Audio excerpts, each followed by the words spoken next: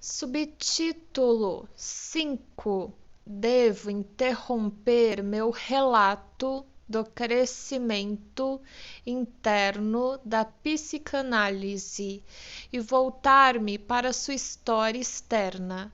O que descrevi até agora sobre suas descobertas relacionou-se em sua maior parte com os resultados de meu próprio trabalho, mas também preenchi minha história com material proveniente de datas ulteriores e não estabeleci distinção entre minhas próprias contribuições e as de meus alunos e seguidores.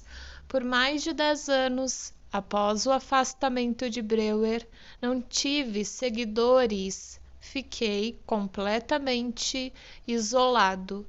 Em Viena, fui evitado no exterior. Ninguém me deu atenção.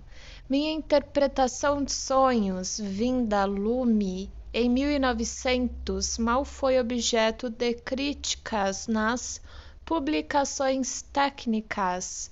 Em meu artigo A História do Movimento Psicanalítico 1914d, mencionei como exemplo da atitude adotada por círculos psiquiátricos de Viena uma conversa com um assistente na clínica na qual eu fazia palestras, que escrevera um livro sobre minhas teorias, mas que nunca havia lido minha interpretação de sonhos.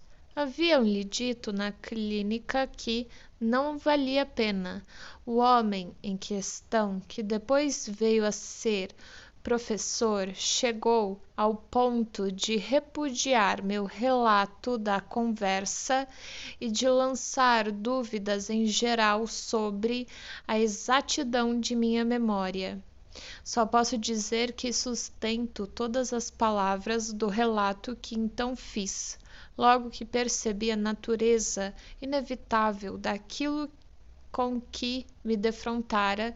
Minha sensibilidade diminuiu grandemente. Além disso, meu isolamento gradativamente chegou ao fim. Para começar, um pequeno círculo de alunos reuniu-se em torno de mim em Viena. Então, depois de 1906, chegou a notícia de que os psiquiatras de Zurique, Breuer, seu assistente Jung e outros estavam adquirindo vivo interesse pela psicanálise. Entramos em contato pessoal e na Páscoa de 1908 os amigos da nascente ciência reuniram-se em Salzburg, concordaram com a realização regular de outros congressos informais semelhantes e adotaram providências para a publicação de um órgão que foi organizado por Jung e que recebeu o título de Jahrbuch für psychoanalytische und psychopathologische Forschungen, ou seja, Anuário de Pesquisas Psicanalíticas e Psicopatológicas.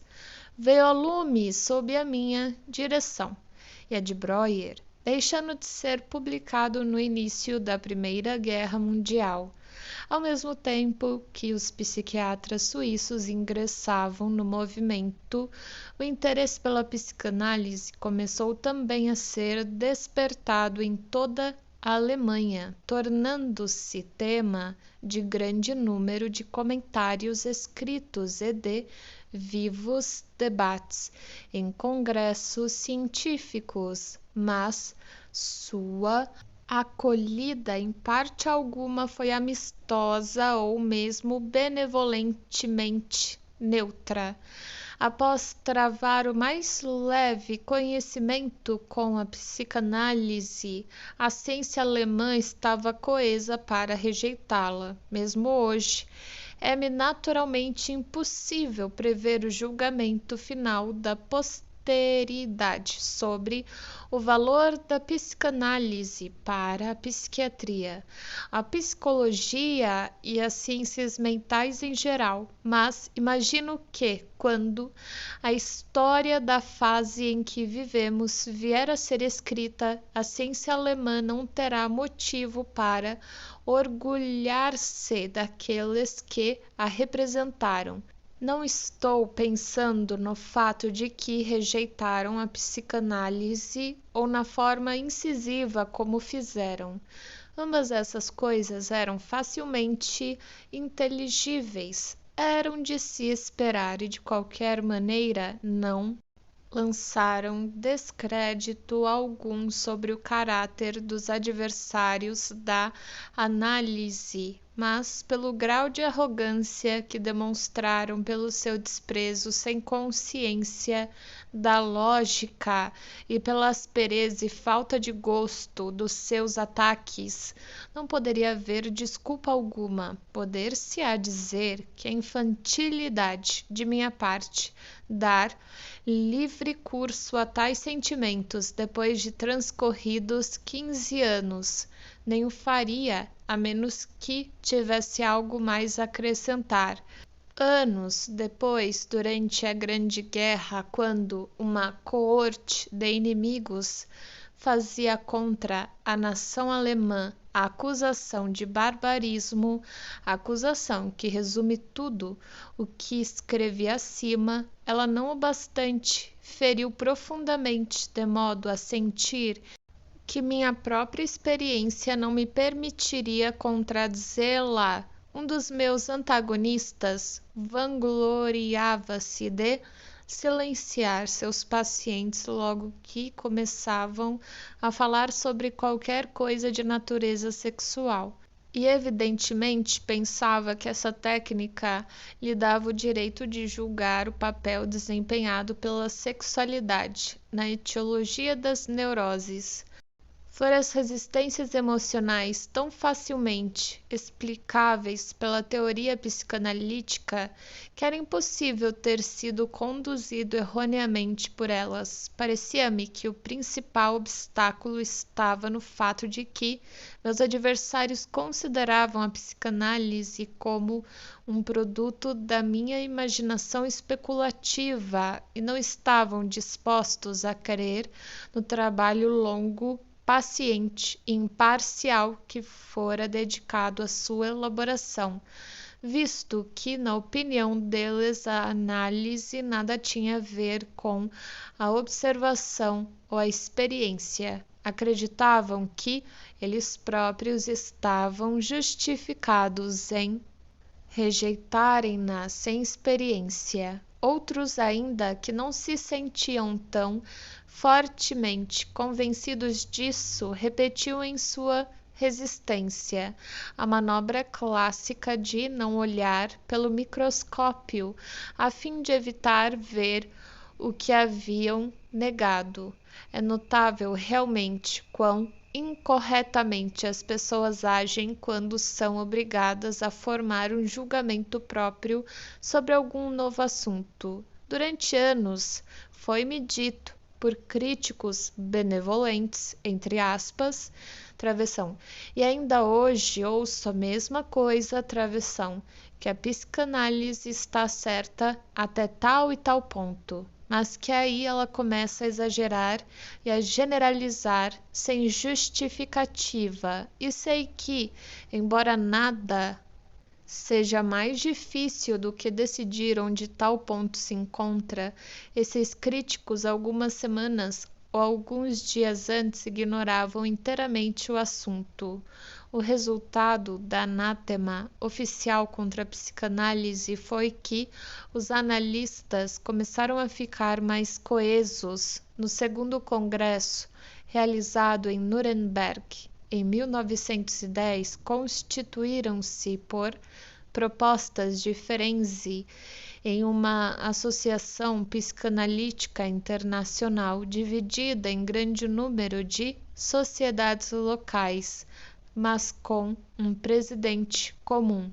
A associação sobreviveu à Primeira Guerra Mundial e ainda existe consistindo hoje em sociedades ramificadas na Áustria, Alemanha, Hungria, Suíça, Grã-Bretanha, Holanda, Rússia, Índia, bem como duas nos Estados Unidos. Providenciei no sentido de que Jung fosse nomeado primeiro presidente, o que depois veio a ser uma medida muito infeliz. Ao mesmo tempo, foi iniciado um segundo periódico dedicado à psicanálise, o Zentralblatt für Psychoanalyse, ou seja, Periódico Central de Psicanálise, organizado por Adler e Steckel, e pouco depois um terceiro imago organizado por dois analistas não médicos,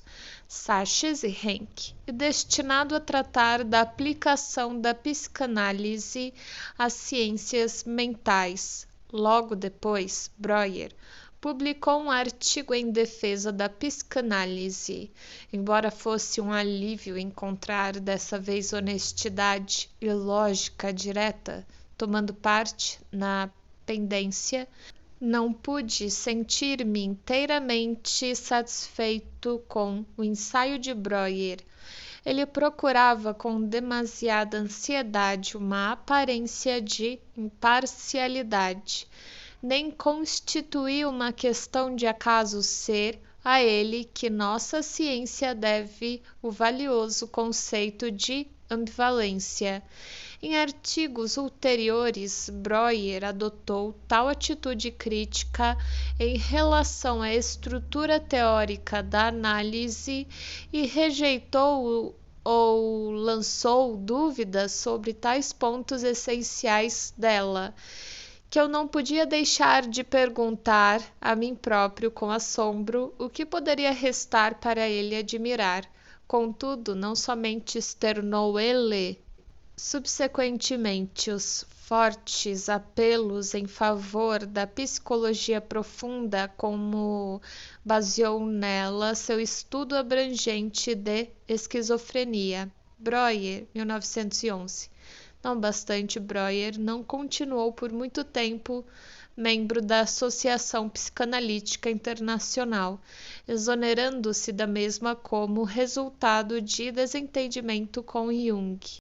E perdeu-se o Burghölzli para análise. A desaprovação oficial não pôde prejudicar a divulgação da psicanálise, nem na Alemanha, nem em outros países.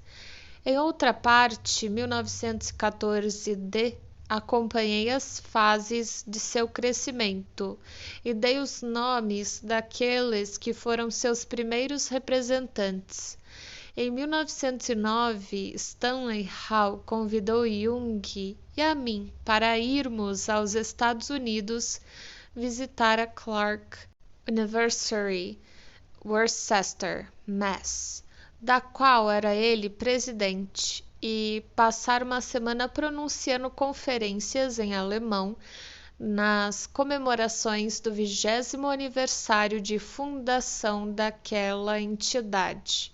Hall era, com justiça, estimado como psicólogo e educador, e introduzira a psicanálise em seus cursos vários anos antes. Havia um certo quê de fazedor de reis em relação a ele, um prazer em erigir autoridades e depois depô-las. Conhecemos também ali James Putnam, o neurologista de Harvard, que apesar de sua idade era partidário entusiasta da psicanálise e que lançou todo o peso de uma personalidade que era universalmente respeitada em defesa do valor cultural da análise e da pureza de suas finalidades.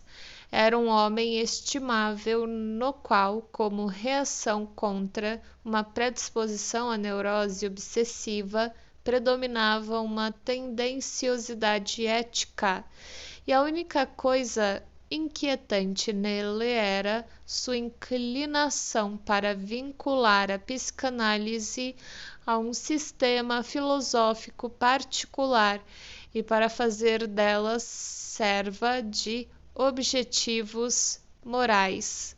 Outro fato dessa época que me causou impressão duradoura foi o encontro com William James, o filósofo. Jamais me esquecerei de uma pequena cena que ocorreu quando passeávamos juntos. Ele parou de repente, entregou-me uma bolsa que carregava e pediu-me que continuasse a caminhar, dizendo que me alcançaria logo, que se recuperasse de um acesso de angina do peito que estava justamente surgindo. Morreu dessa doença um ano depois e sempre desejei que me mostrasse tão destemido quanto ele, em face da morte que se aproximava. Naquela época eu contava apenas 53 anos de idade. Sentia-me jovem e saudável e minha curta visita ao novo mundo encorajava meu auto-respeito em todos os sentidos. Na Europa, eu me sentia como um proscrito, mas ali me via acolhido pelos melhores como um igual. Quando subi ao estrado em Worcester para pronunciar minhas 5 lições da psicanálise 1910, isto pareceu a concretização de um incrível devaneio. A psicanálise não era mais um produto de delírio, tornara-se uma parte valiosa da realidade. Ela não perdeu terreno nos Estados Unidos desde a nossa visita. É extremamente popular entre o público leigo e reconhecida por grande número de psiquiatras oficiais como importante elemento nos estudos médicos. Infelizmente, contudo, muito sofreu por ter sido diluída. Além disso, muitos desmandos que não têm relação alguma com ela encontram guarida sob seu nome, havendo poucas oportunidades de qualquer formação completa na técnica ou na teoria. Também nos Estados Unidos, ela entrou em conflito com o behaviorismo, uma teoria que é suficientemente ingênua para vangloriar-se de haver tornado todo o problema da psicologia inteiramente improcedente. Na Europa, durante os anos de 1911 até 13, ocorreram 2 movimentos seccionistas da psicanálise, conduzidos por homens que haviam previamente desempenhado considerável papel na nova ciência: Alfred Adler e Jung.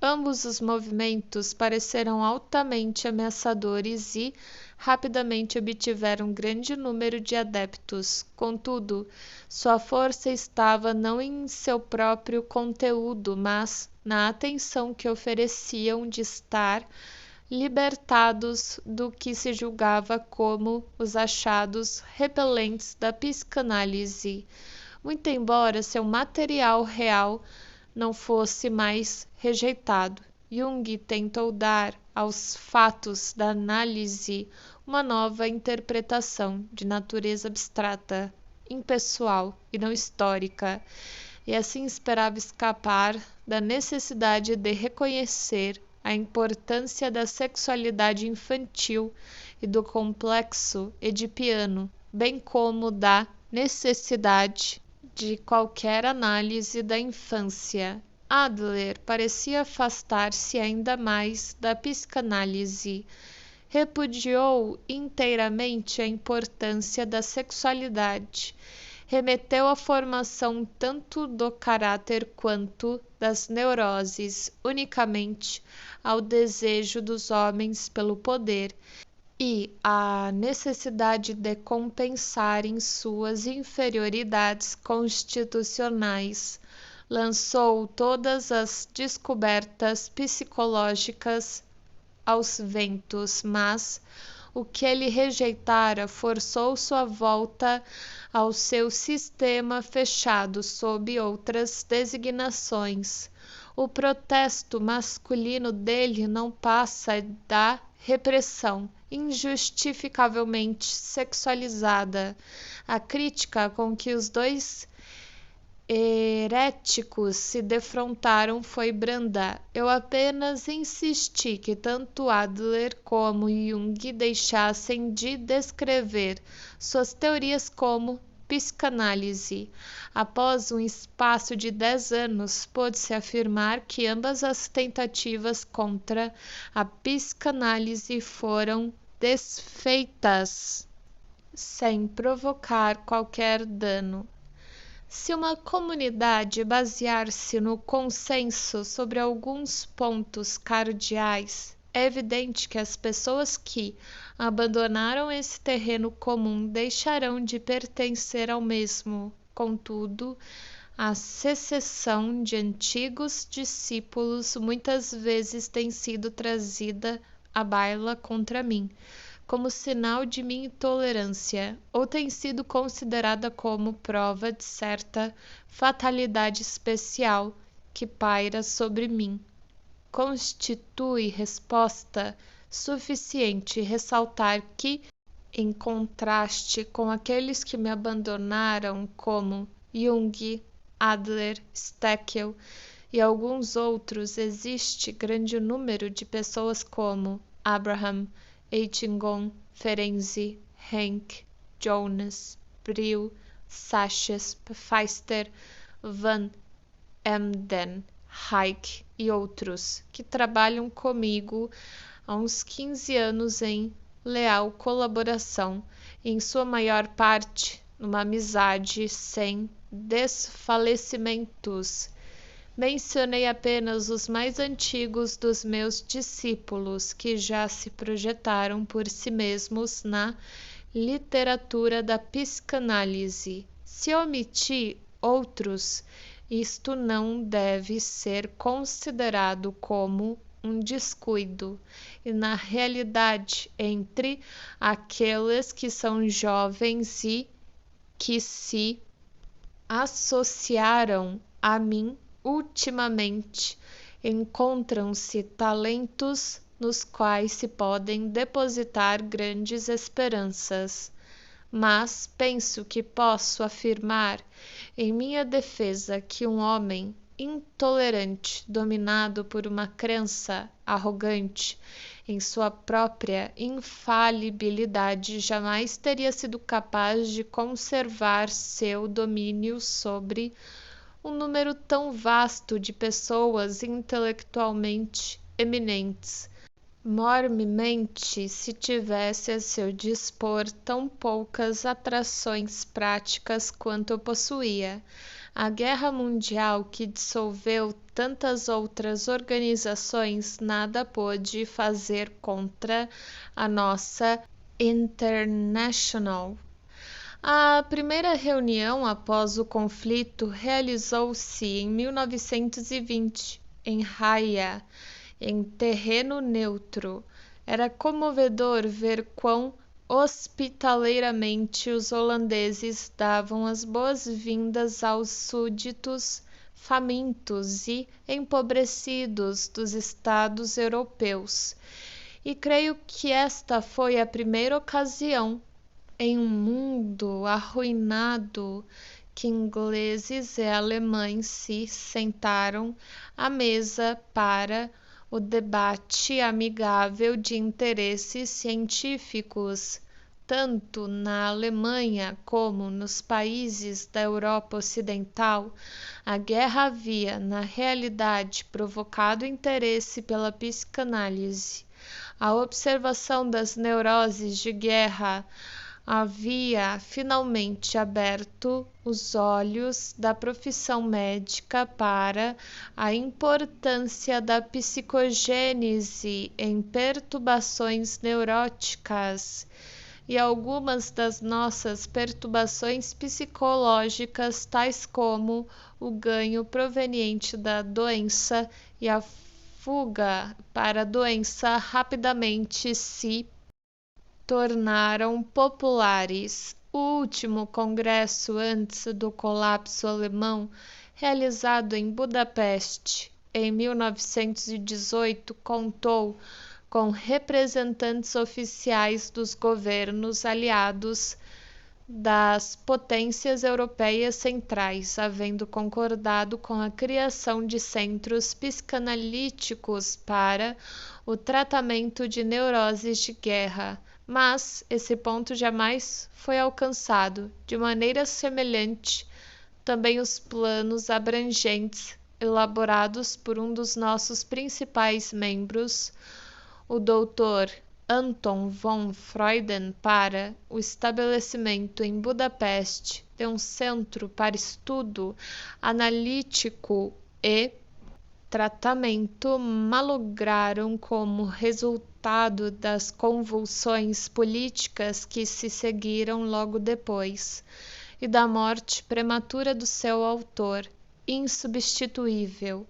Em data ulterior, algumas de suas ideias foram postas em execução por Max Eitingon, que, em 1920, fundou uma clínica psicanalítica em Berlim durante o breve período do domínio bolchevique na Hungria. Ferenczi ainda foi capaz de levar a cabo um curso bem-sucedido de estudos como representante oficial da psicanálise na Universidade de Budapeste. Após a guerra, nossos adversários tiveram o prazer de anunciar que os fatos haviam produzido um argumento conclusivo contra a validade das teses de análise. As neuroses de guerra, disseram eles, haviam provado que os fatores sexuais eram desnecessários à etiologia de distúrbios neuróticos, mas seu triunfo foi frívolo e prematuro, pois, por um lado, ninguém tinha sido capaz de efetuar uma análise completa de um caso de neurose de guerra, de modo que, de fato, não se conhecia ao certo absolutamente nada quanto à motivação deles, e nenhuma conclusão podia ser inferida dessa incerteza, ao passo que, por outro lado, a psicanálise de há muito havia chegado ao conceito do narcisismo e das neuroses narcísicas, nas quais a libido do paciente está vinculada ao seu próprio ego, em vez de vinculada a um objeto. Portanto, embora em outras ocasiões se tivesse feito a acusação contra a psicanálise de haver ela efetuado uma ampliação injustificável do conceito de sexualidade, esse crime, quando se tornou conveniente para fins controvertidos, foi esquecido e ficamos mais uma vez presos ao significado mais estreito do termo. Se deixar de lado o período catártico preliminar, a história da psicanálise enquadra-se, do meu ponto de vista, em duas fases. Na primeira dessas, fiquei sozinho e tive de fazer eu mesmo todo o trabalho. Isso ocorreu de 1895 até 1906 ou 1907, na segunda fase, que durou desde então até o presente momento, quando uma grave doença me adverte do fim que se aproxima. Posso pensar com espírito tranquilo na cessação de meus próprios labores. Por esse mesmo motivo, contudo, é-me impossível nesse estudo autobiográfico tratar tão plenamente do progresso da psicanálise durante a segunda fase, como fiz com sua gradativa ascensão durante a primeira, que dizia respeito apenas à minha própria atividade. Julgo que devo apenas ter a justificativa de mencionar aqui essas novas descobertas, nas quais ainda desempenhei um papel proeminente em particular, portanto, aquelas feitas na esfera do narcisismo, da teoria dos instintos e da aplicação da psicanálise às psicoses. Devo começar dizendo que a crescente experiência revelava cada vez mais claramente que o complexo edipiano era o núcleo da neurose, era ao mesmo tempo o clímax da vida sexual infantil e o ponto de junção do qual todos os seus desenvolvimentos ulteriores provieram. Mas em caso afirmativo, não era mais possível esperar que, na análise, descobrisse um fator que era específico na etiologia das neuroses. Deve ser verdade, como Jung expressou tão bem nos primeiros dias em que ainda era analista, que as neuroses não possuem conteúdo peculiar algum que pertença exclusivamente a elas, mas que os neuróticos sucumbem às mesmas dificuldades que são superadas com êxito por pessoas normais. Essa descoberta estava muito longe de ser um desapontamento. Estava em completa harmonia com outra que a psicologia profunda, revelada pela psicanálise, era de fato a psicologia da mente normal. Nosso caminho tinha sido como o da química. As grandes diferenças qualitativas entre substâncias eram remetidas a variações quantitativas nas proporções em que os mesmos elementos eram combinados. No complexo edipiano, viu-se que a libido estava ligada à imagem das figuras dos pais.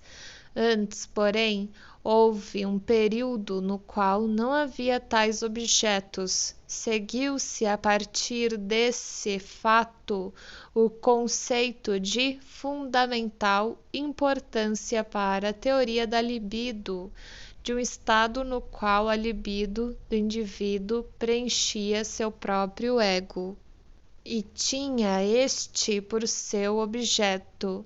Esse estado poderia ser denominado de narcisismo ou amor próprio.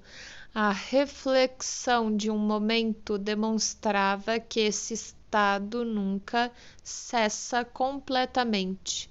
Durante toda a vida do objeto, seu ego permanece como o grande reservatório de sua libido, do qual as catexias objetais são transmitidas e no qual a libido pode refluir novamente a partir dos objetos.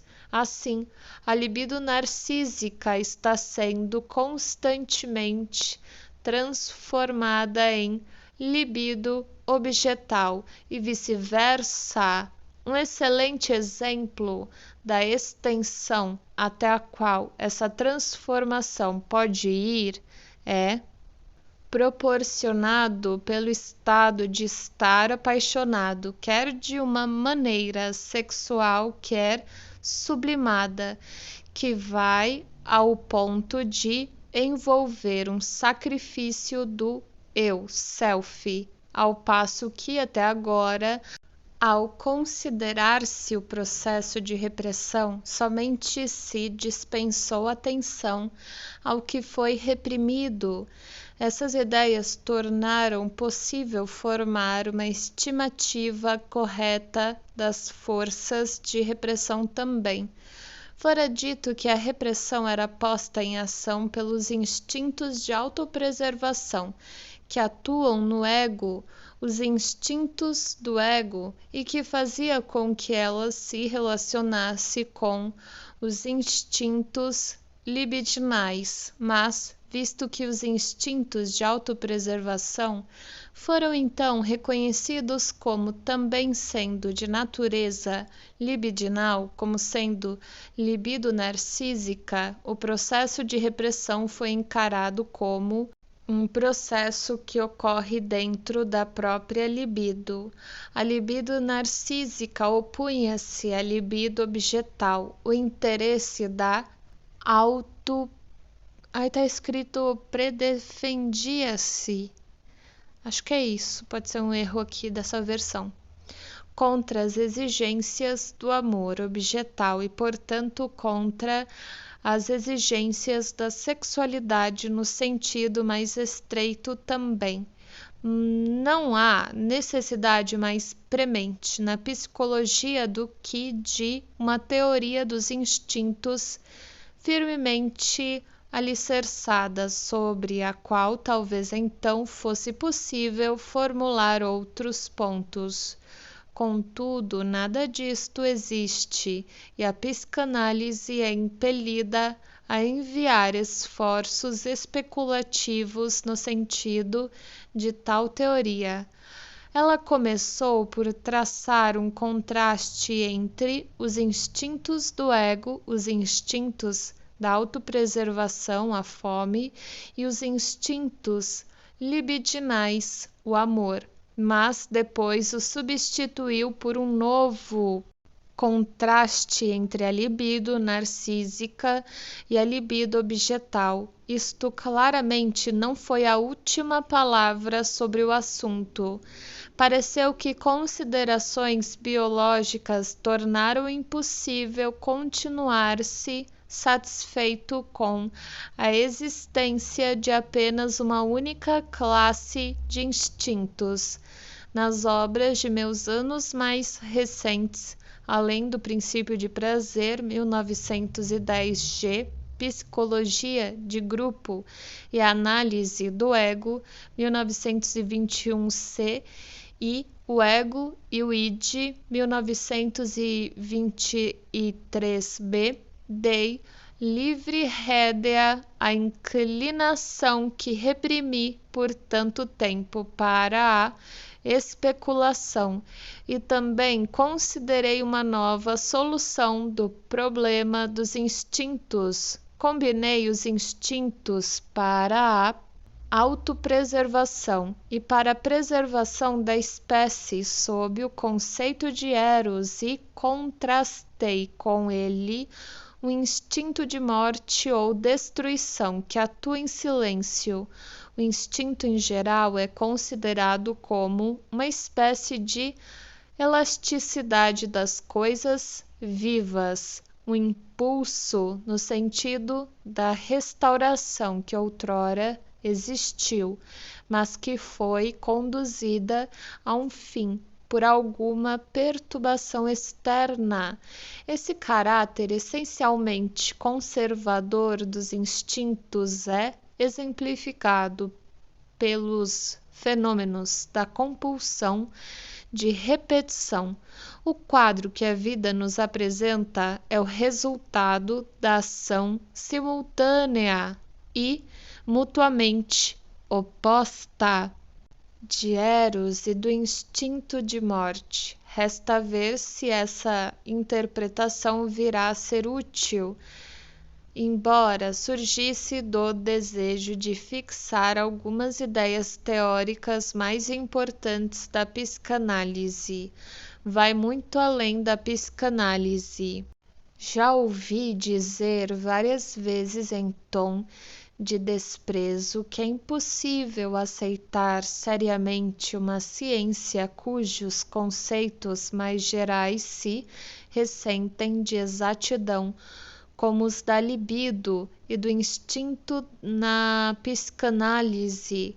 Mas essa censura repousa numa concepção totalmente errônea dos fatos.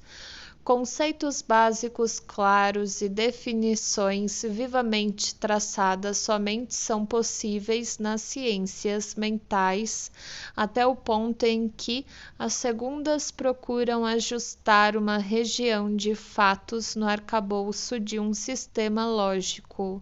Nas ciências naturais, das quais a psicologia é uma delas, tais conceitos gerais nítidos são supérfluos e realidade impossíveis.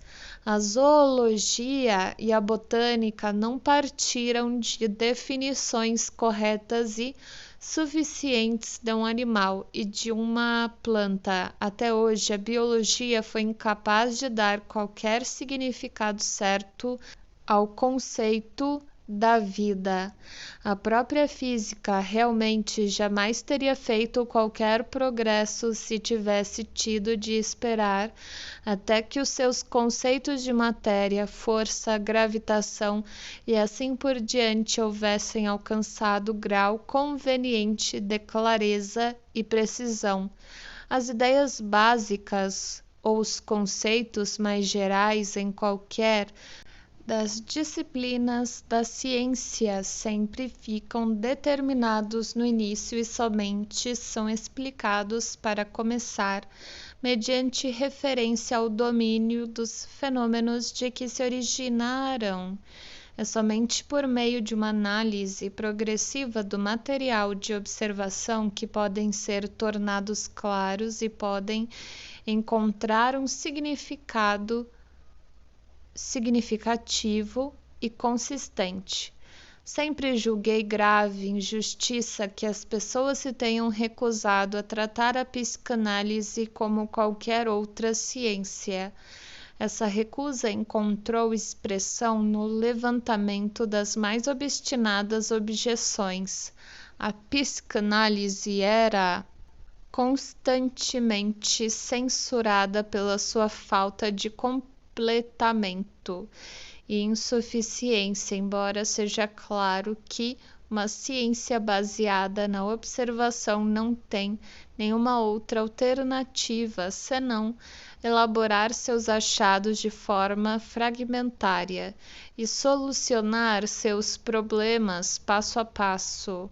Além disso, quando me esforcei por obter para a função sexual o reconhecimento que por tanto tempo fora negado a ela, a teoria psicanalítica foi taxada de pansexualismo, e quando dei ênfase à importância, até então desprezada, do papel desempenhado pelas impressões acidentais dos primeiros anos da juventude, foi-me dito que a psicanálise negava os fatores constitucionais e hereditários, coisa que jamais sonhei fazer.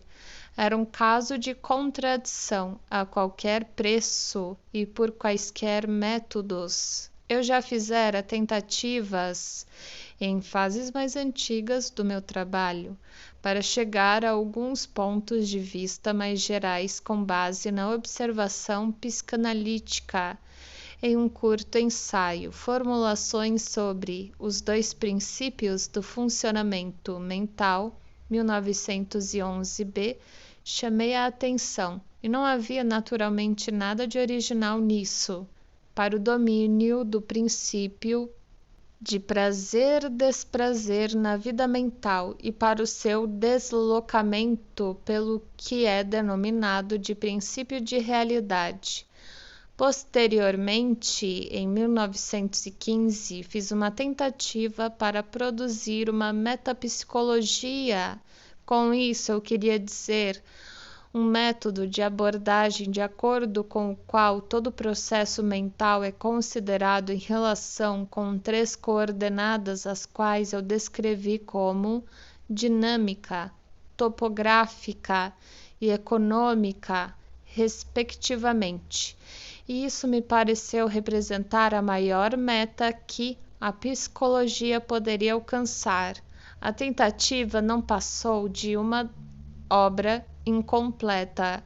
Após escrever 2 ou 3 artigos, travessão, abre aspas, os instintos e suas vicissitudes, fecha aspas, 1915, repressão, 1915d, o inconsciente, 1915e, Luto e Melancolia, 1917, etc. Travessão.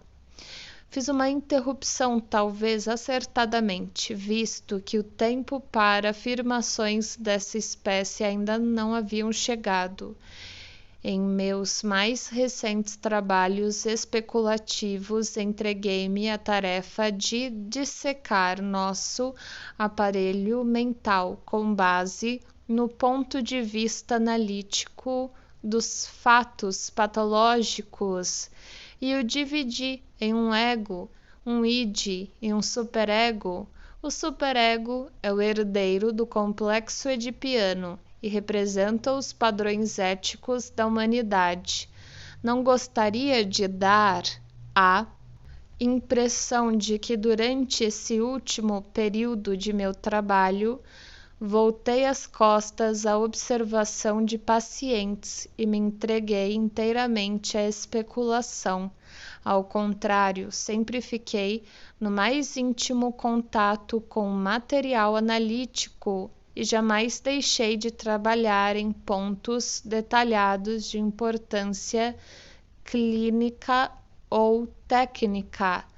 Mesmo quando me afastei da observação, evitei cuidadosamente qualquer contato com a filosofia propriamente dita. Essa evitação foi grandemente facilitada pela incapacidade constitucional. Sempre me mostrei receptivo às ideias de Fechner e segui esse pensador em muitos pontos importantes. O alto grau em que a psicanálise coincide com a filosofia de Schopenhauer, ele não somente afirma o domínio das emoções e a suprema importância da sexualidade, mas também estava até mesmo cônscio do mecanismo da repressão. Não deve ser remetida a minha familiaridade com seus ensinamentos. Li Schopenhauer muito tarde em minha vida. Nietzsche, outro filósofo cujas conjecturas e intuições a miúde concordam da forma mais surpreendente com os laboriosos achados da psicanálise, por muito tempo foi evitado por mim. Justamente por isso mesmo eu estava menos preocupado com a questão da prioridade do que em manter minha mente desimpedida.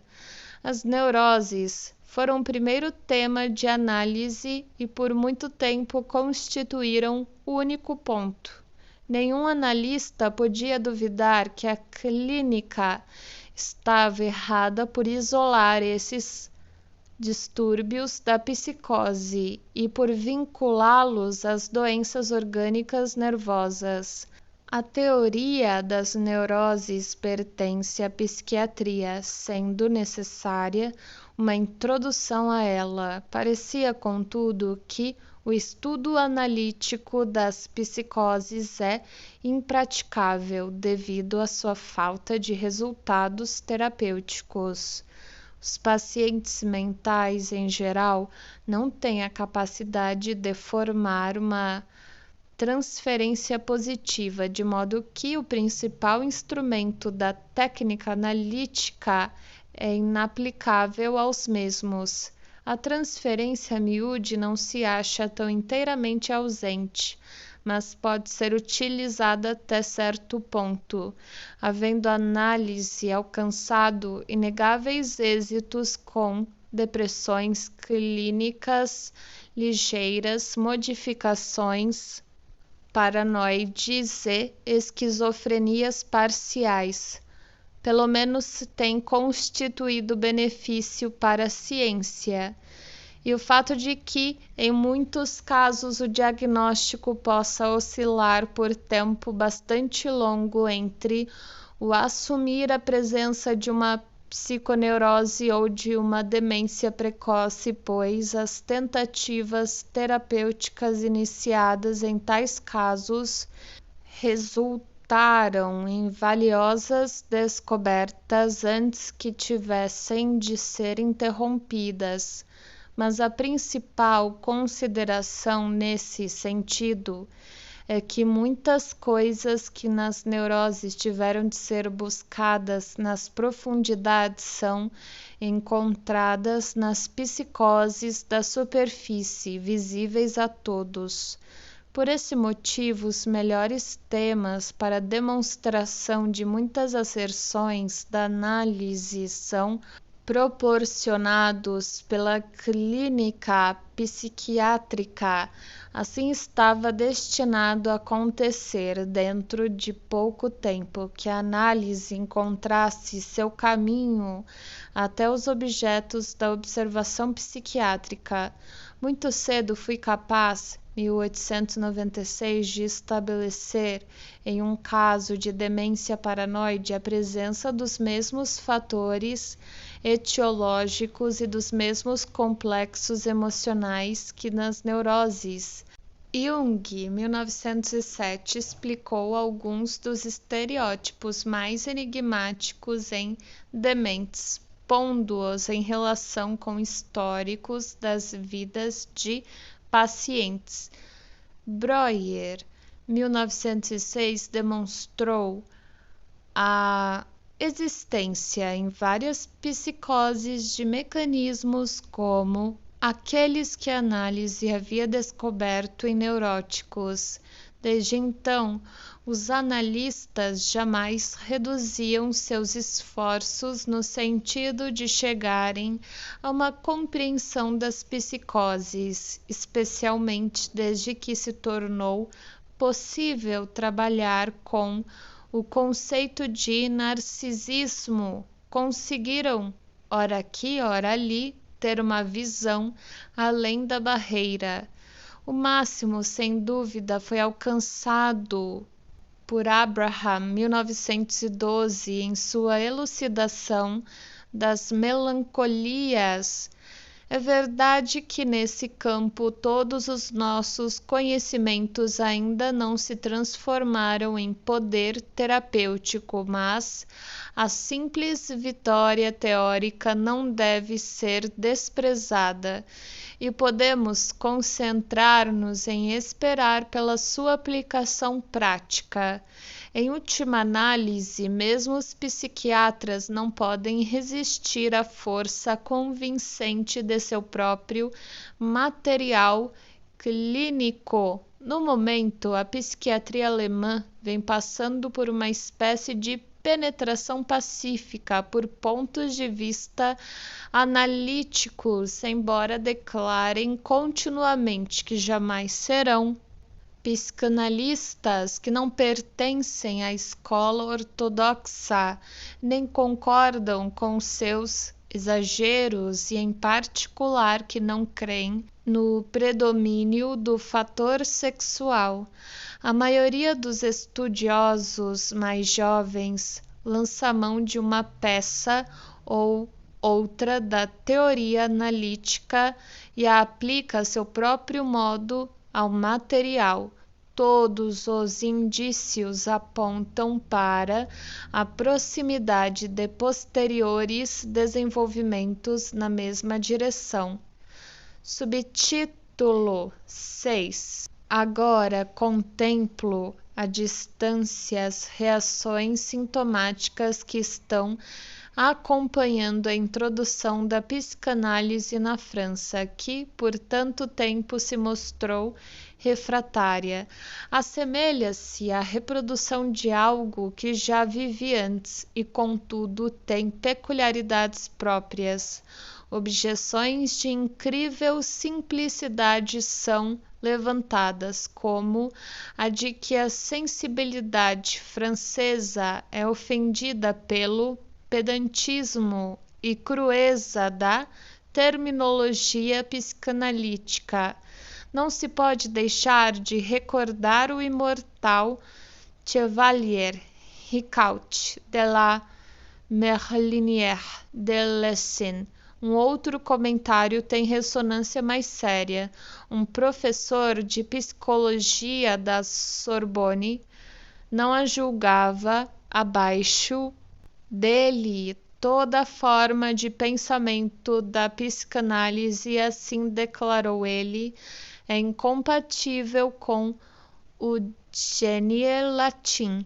Aqui os aliados anglo-saxões da França que contam como partidários da análise são explicitamente abandonados. Qualquer um, ouvindo a observação, suporia que a psicanálise tinha sido a filha predileta do genie Teutonique e havia ficado apegada ao seu seio desde o momento do nascimento.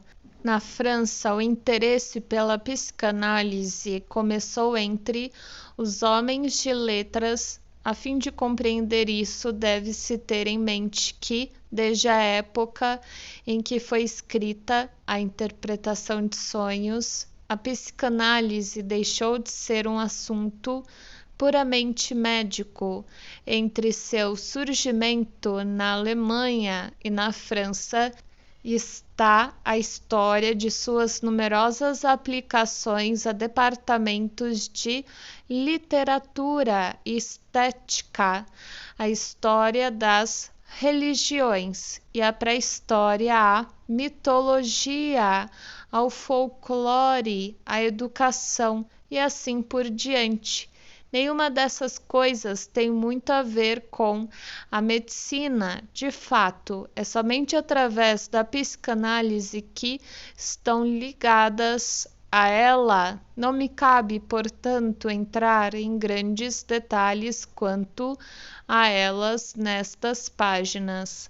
Não posso, contudo, silenciar inteiramente sobre elas, pois, por um lado, são essenciais a uma apreciação correta da natureza e do valor da psicanálise, e por outro, comprometi-me, afinal de contas, a fazer um relato da obra principal de minha vida. Os primórdios da maioria dessas aplicações da psicanálise serão encontrados em minhas obras. Aqui e ali segui um pouco a trilha a fim de gratificar meus interesses não médicos. Posteriormente, outros, não somente médicos, mas também especialistas nos vários campos, seguiram as minhas pegadas e penetraram a fundo nos diferentes temas, mas visto que meu programa me limita a mencionar minha própria parcela nessas aplicações da psicanálise, posso apenas apresentar um quadro bem inadequado de sua extensão e importância. Grande número de sugestões me ocorreu a partir do complexo de Édipo, cuja ubiquidade gradativamente comecei a compreender. A escolha do poeta ou sua invenção de um assunto tão terrível parecia enigmática, assim como o efeito esmagador de seu tratamento dramático e a natureza geral de tais tragédias do destino. Tudo isso se tornou inteligível quando se compreendeu que uma lei universal da vida mental havia sido captada aqui em todo o seu significado emocional. O destino e o oráculo nada mais eram do que materializações de uma necessidade interna, e o fato de o herói pecar em seu conhecimento e contra suas intenções era evidentemente uma depressão certa da natureza inconsciente de suas tendências criminosas. A partir da compreensão dessa tragédia do destino, só restava um passo para compreender uma tragédia de caráter. Travessão. Hamlet, objeto de admiração por 300 anos sem que seu significado tivesse sido descoberto ou os motivos de seu autor adivinhados. Mal poderia haver a possibilidade de que essa criação neurótica do poeta viesse a malograr com seus inúmeros companheiros da vida real sobre o complexo de Édipo, pois Hamlet viu-se defrontado com a tarefa de tirar vingança de outro pelos dois feitos que são tema dos desejos de Édipo. E diante daquela tarefa, seu braço ficou paralisado pelo seu próprio obscuro sentimento de culpa. Shakespeare escreveu Hamlet logo após a morte do pai. As sugestões feitas por mim para análise dessa tragédia foram plenamente elaboradas depois por Ernest Jones, 1910, e o mesmo exemplo foi posteriormente utilizado por Otto Rank como o ponto de partida para sua investigação da escolha de material feita por dramaturgos. Em seu grande volume sobre o tema do incesto, Rank, 1912, ele foi capaz de revelar como, com tanta frequência, escritores têm tomado por assunto os temas de situação de Édipo e traçado nas diferentes literaturas do mundo a maneira pela qual o material tem sido transformado, modificado e suavizado. Era tentador prosseguir dali uma tentativa de análise de criação poética e artística em geral. O domínio da imaginação logo foi visto como uma reserva feita durante a penosa transição do princípio de prazer para o princípio de realidade, a fim de proporcionar um substituto para satisfações instintuais que tinham de ser abandonadas na vida real. O artista, como o neurótico, se afastara de uma realidade insatisfatória para esse mundo da imaginação, mas, diferentemente do neurótico, sabia encontrar o caminho de volta daquela e mais uma vez conseguir um firme apoio na realidade. Suas criações, obras de arte, eram as satisfações imaginárias de desejos inconscientes, da mesma forma que os sonhos, e como estes eram de natureza de conciliações, visto que também eram forçados a evitar qualquer conflito aberto com as forças de repressão, mas diferiam dos produtos associais, narcísicos do sonhar, na medida em que eram calculados para despertar interesse compreensivo em outras pessoas e eram capazes de evocar e satisfazer ao mesmo impulsos inconscientes repletos de desejos também nelas. Além disso, faziam uso do prazer percentual da beleza formal como o que chamei de um abandono de incentivo.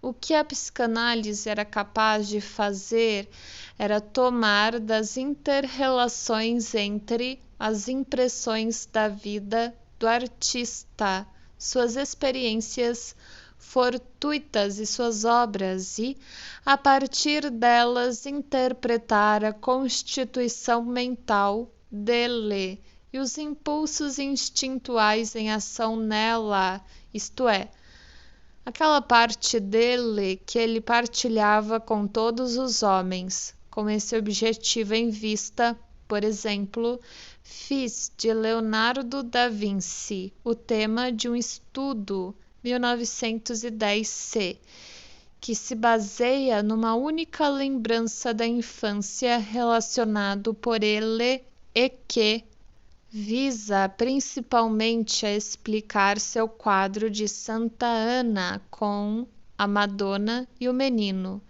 Desde então, meus amigos e meus alunos têm empreendido numerosas análises de artistas e suas obras. Não parece que a fruição de uma obra de arte seja estragada pelo conhecimento auferido de tal análise.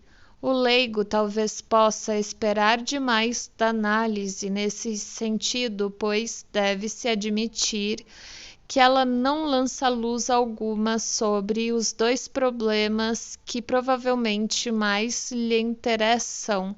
Ela nada pode fazer quanto à elucidação da natureza do dom artístico, nem pode explicar os meios pelos quais o artista trabalha a técnica artística.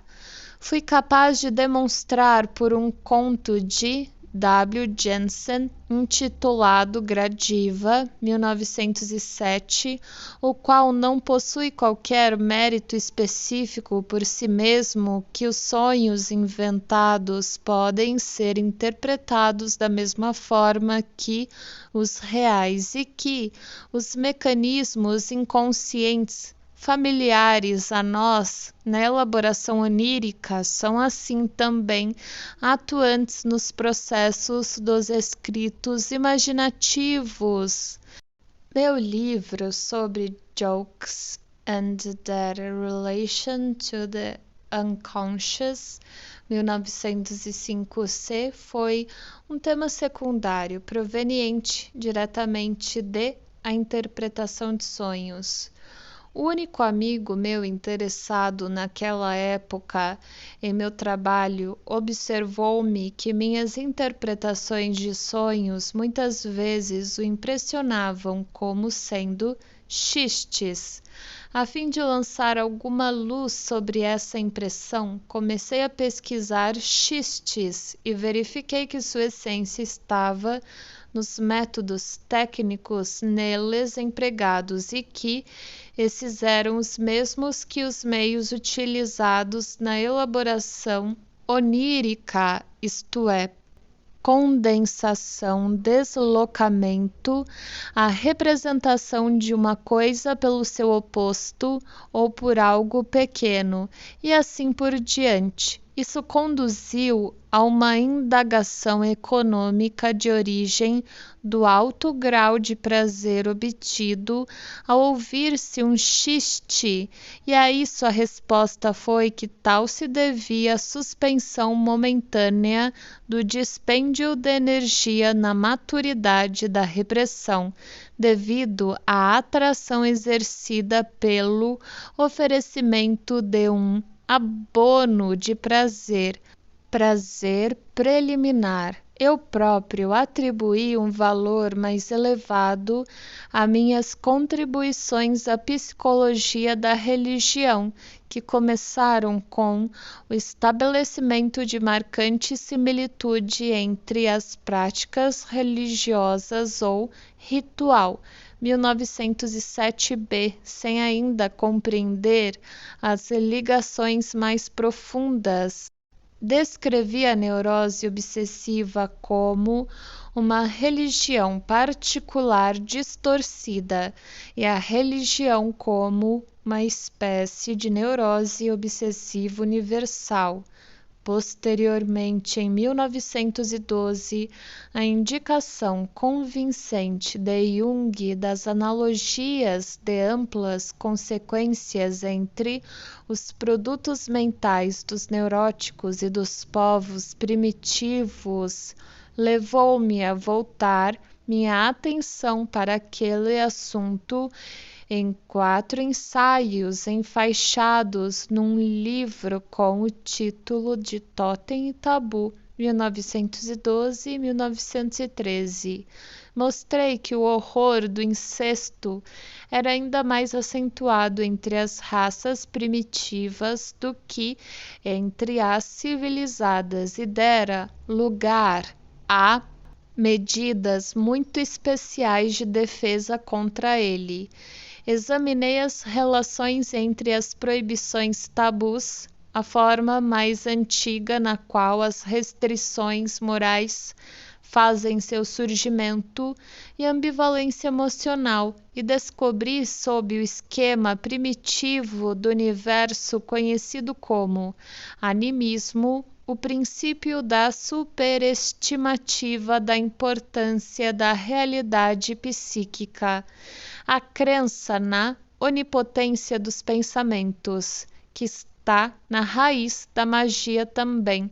Desenvolvi a comparação com a neurose obsessiva em todos os pontos e mostrei quantos dos postulados da vida mental primitiva ainda estão em vigor nessa notável doença. Antes de tudo, todavia, vi-me atraído pelo totemismo, o primeiro sistema de organização nas tribos primitivas, um sistema no qual os inícios da ordem social estão unidos com uma religião rudimentar e com o domínio implacável de um pequeno número de proibições tabus.